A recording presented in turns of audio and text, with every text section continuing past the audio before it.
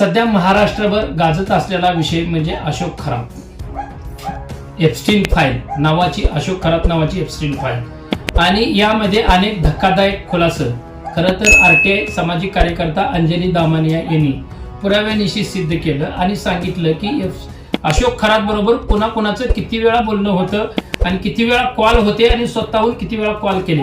यात अनेक राज्यातले मोठे नेते, जे उच्च पदावर नेते आहेत ना, मंत्री संत्री, यांचे कॉल गेलेले आहेत। एकदा सोडून अनेक वेळा कॉल गेल्यात।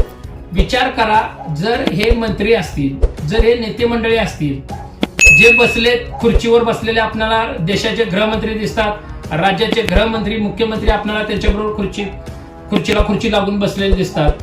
जर तुम्ही कोल्हापूर भागामध्ये आला किंवा सोलापूर कोल्हापूर या भागात आला, पश्चिम महाराष्ट्रात आला, तर तुम्ही म्हणता महाराष्ट्र पुरोगामी विचारांचा महाराष्ट्र आहे, इथं भोंदूबाबांना थारा नाही, इथं अंधश्रद्धेला थारा नाही म्हणता। तुम्ही मोठ्या मोठ्या स्टेजवर भाषणं करता। तुम्ही कोल्हापुरात आला राजकीय दृष्ट्या आणि राजकारणाचे विषय असेल किंवा इलेक्शन विषय असेल निवडणुकीचा, तर तुम्ही अंधश्रद्धेला तुम्ही फाटा देण्यासाठी मोठे मोठे भाषणं करता, अंधश्रद्धा ही खोटी आहे म्हणून सांगता आणि तुम्हीच त्या भोंदूबाबाच्या खुर्चीला खुर्ची टाकून बसता आणि मग ती कॉल डिटेल्स काढली ते अंजली दामनिया, तर त्यांच्यावर केस तुम्ही घालता। तुम्हाला ही कोण दिली माहिती म्हणून?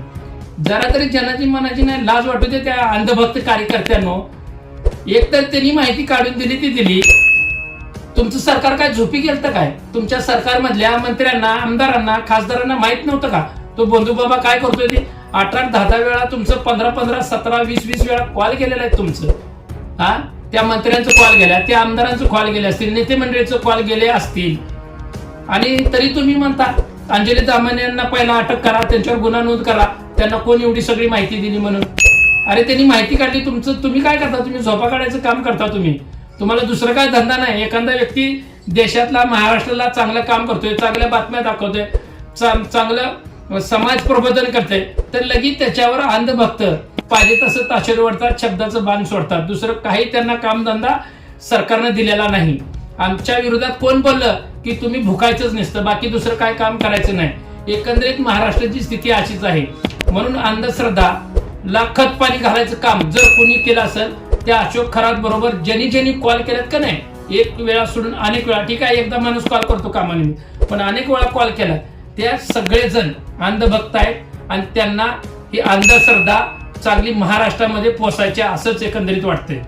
नाहीतर मग अशोक खरातच्या बाबतीत अंजली दामनियांनी जी प्रश्न उपस्थित केलेत, जी समाजापुढे आणल्या, ती महाराष्ट्रापुढे आणल्या, देशापुढे आणल्यात, त्यांना फाटा द्यायचं काम यांनी केलं नसेल, त्यांच्यावर गुन्हा नोंद करा म्हणून असं सध्या ह्यांनी अंधभक्त ओरडले नसते।